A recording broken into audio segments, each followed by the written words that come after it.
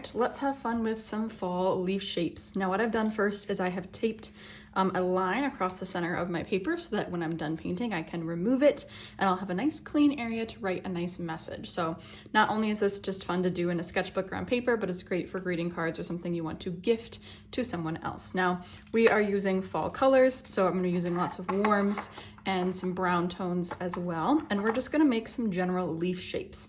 This is great for practicing your brush technique and brush control, just doing the same type of shapes and techniques over and over again. Now I've got this kind of yellow ochre color that I'm gonna use. I'll probably use some red, of course. I've got a nice red brown over here that I'll use too. I'm not super picky about the colors, like the names of colors. Once I put it in there, then it's just there and I use it a lot. I also love to mix colors, of course, to make my own or colors I'm more excited about. So what I'm doing here is I'm just repeating the same shape over and over again with the same color. This will create unity and balance in our artwork to have the same shapes repeated. Now, what you'll see that I did is I evenly spaced them out. I don't like that. I want there to be some randomness too. So I'm gonna put some closer together and make some bigger, some smaller. Maybe this one's gonna come out here and then kind of put them in clumps. And I think that'll just make it feel a bit more random. I still want balance. I still want there to be kind of an equal weight of shapes, but I don't want it to feel matchy-matchy or exact. I want it to feel more natural, especially since I'm painting leaf shapes, which is more like nature, and nature is not perfectly exact. Now I'm going to, while they're still wet, I'm gonna pick a second color. I'm gonna use my kind of reddish brown here and just kind of drip it in a few of them, because then the wet on wet technique will let them bleed together and just kind of add some of that beauty of watercolor on its own. So just a few, I'm adding a second little dot or dash of that warm red brown. Now I'm gonna go ahead and dry these before I move on so that my next shapes are separate from these shapes. All right, now that these are dry, I'm gonna go pick another color. I think I'm gonna go with a brighter yellow. It's good to do yellows earlier in paintings than later because they're so light and it's harder to add light later. So I'm just gonna do some kind of like just lines, kind of like a vine sort of feeling. And these will kind of just fade into the background eventually. So I'm not planning for them to be the star of the show, but this is kind of adding some variety in width because these are wide and short. These are going to be kind of long and skinny. When we're doing kind of a wreath or a banner like this, we want some variety in our shapes to make sure that it is interesting to look at. And I could have my yellow overlap some of these other shapes or go behind them. That's the thing with watercolor is you can create those lovely transparent layers. So I'm gonna go ahead and dry those and we'll do the next one. All right, I'm going to grab some of my bright red, but I'm going to mix it with a little bit of that red brown to tone it down. This red is very pinky red, as you can see, and I don't want it to be that vibrant for my fall. So I'm gonna get a little bit of my brown red and kind of mix those together just a little bit to change. So now I'm gonna create some sort of like branch clusters. So I'm doing a line and then I'm just gonna draw little leaf shapes. I'm leaving a tiny bit of white in the center of these leaves to kind of break up the shape that they are.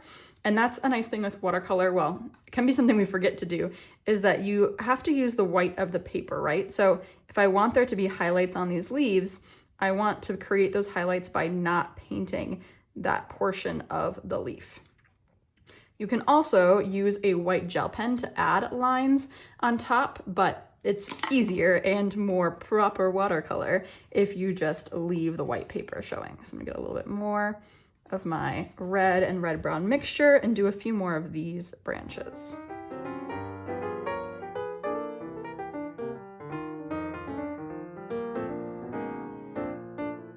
All right, now my next one isn't gonna touch anything, or any of the wet ones, so I'm just gonna go ahead and jump right into it. I'm gonna use more of my red-brown just as it is, and I'm gonna look for some more texture. So right now I have a lot of shapes. I want some fuzzy little texture lines. So I'm gonna do little bunches. These would kind of look like almost wheat stalk sort of texture or like pine branch almost texture. It's just gonna be a bunch of little dots close together. I'm gonna overlap some of the things that are already dry because I do want it to feel crowded, but I'm just gonna watch out for wet spots on my other areas. If you still have things that are wet, I would dry them just like we have for each layer, but I just didn't see any big puddles that I had to worry about. So that's why I can just jump right into this next layer. As you practice more and more using wet on wet and wet on dry techniques, you'll get better at noticing your paper if you have to dry things or if they've dried quickly. What techniques would you want to wait for it to dry? Speaking of wet on dry, I'm gonna add a bit more texture to these initial leaves. Now some of them have a little bit of this red brown inside of them, but I'm just gonna use it to kind of draw a little line down the center. I could use it to add a few lines like the veins in a leaf, but I think just giving them something else inside will help kind of bring them to life with a bit more texture. Always look for ways to layer. Maybe I'll even, next to some of those yellow lines, do a little bit of an accent of this kind of orange. Maybe a few just of their own little lines. The more layers, the more randomness, the more loose texture. Kind of lift your brush up as you paint. You don't have to draw a complete line. You can kind of skip and wiggle. The further back you hold your brush, the less control you have and the more wiggly and loose of a line you'll have, which can be fun to play with. Scary because you're giving up a bit of control, but good and helpful for us to be okay having less control. So see how those lines were much more wiggly and loose just because I'm holding my brush further back from the ferrule where it connects the bristles. Typically, we actually hold our brushes almost on the ferrule or at least really close to it, but play with where you have your hand. It's a great way to exercise that sort of idea.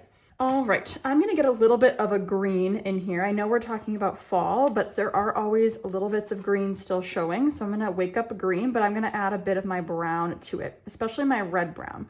Now, to make brown, you have to mix opposite colors, right? Red and green are opposites. So I could just mix plain red with my green, but if I do too much of that, it will actually turn brown. I just want to bring my green closer to brown or dull it down a little bit. So now I have a nice olivey green, and I'm gonna use that to just create some kind of long stems, or not really stems, leaves, or almost like blades of grass. So just kind of pressing my brush and pulling it up at the end to create this sort of blade of grass. And it's going to overlap some of the things that I've done. So I want to keep it fairly watery so I can see the other things that are on my paper. And I might make this kind of especially long because I feel like all my things are the same height right now. So I'm going to look for areas where it feels like I could use something else. And I'm going to try to make them stick out a little bit beyond, but maybe I'll have some small ones kind of hiding down right up against the tape as well. Because I want to make sure when I take off the tape that there will be this sort of hard edge or spot where you can see that there is a line. That's part of the illusion that I want to create, is an actual empty space. And if my area isn't crowded enough, it won't have that illusion because there won't be a line where my painting stops and the paper begins. So just by kind of filling up that edge, I can make that illusion happen better. All right, I think it's feeling pretty full. I am, once I take it off, going to add a few more just to break that same illusion that I said I wanted to have. So let's go ahead and peel off our tape.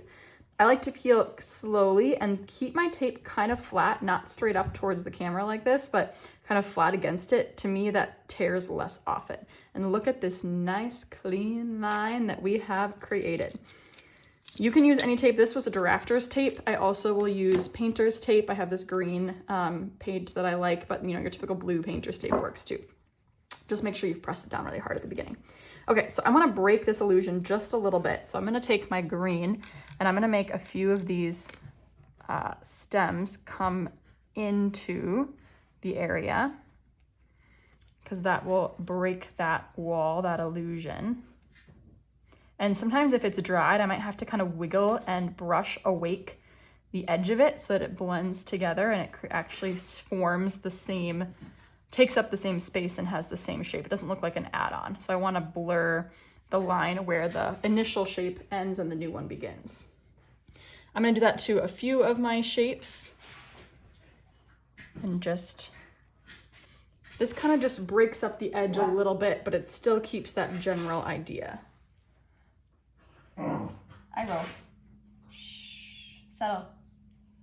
Now I've got this sort of overlapping look where a few things are reaching over into this space and a few are hiding behind it. So it really makes that negative space, that empty space, feel like an object that's now placed between the layers of my painting.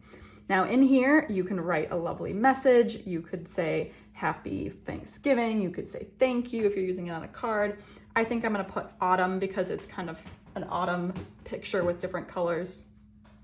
Now I'm not a handwriting person. In fact, my natural handwriting is awful. So I've sketched out in light pencil where I'm gonna draw with my pen next. And I do think I'll finish it off with a little bit of pen around my plants and vines because that's my favorite thing to do too.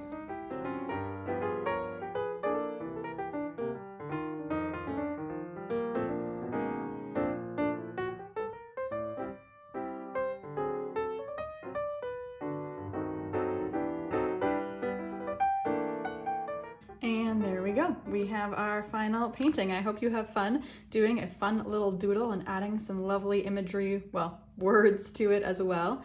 Let me know if you have questions in the comments below. I'll be happy to help and give you some advice. Happy painting, and I'll see you in the next one.